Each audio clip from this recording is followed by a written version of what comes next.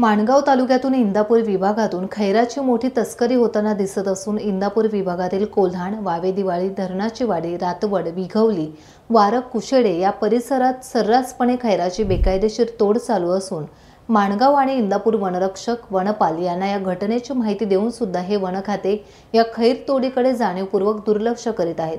खैर तोडणे हा कायदेशीररित्या गुन्हा असून देखील इंदापूर विभागातील गावागावांमध्ये खैर विकत घेणारे काही व्यापारी हे फिरत असून काही शेतकऱ्यांकडून खैराचा मोठ्या प्रमाणात माल घेऊन विकणारा व्यापारी हा देखील माणगाव इंदापूर विभागातील असल्याचं एका खैर तोडणाऱ्यांनी आपले नाव न सांगण्याच्या अटीवर बोलताना सांगितले असून त्यांनी पुढे असे देखील सांगितले की जून, जुलै, ऑगस्ट, सप्टेंबर आणि ऑक्टोबर या महिन्यात खैराची तोडी मोठ्या प्रमाणात होत असते।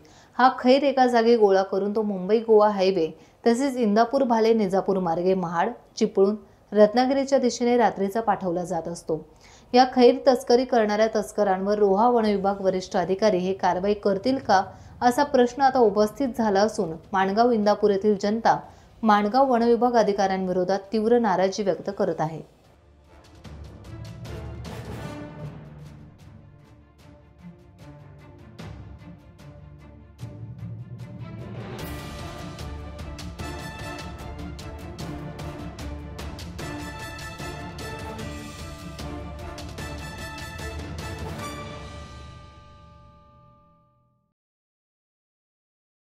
टाइम्स डिजिटलला लाईक करा, सबस्क्राइब करा, शेअर करा आणि बेल आयकॉन दाबायला विसरू नका।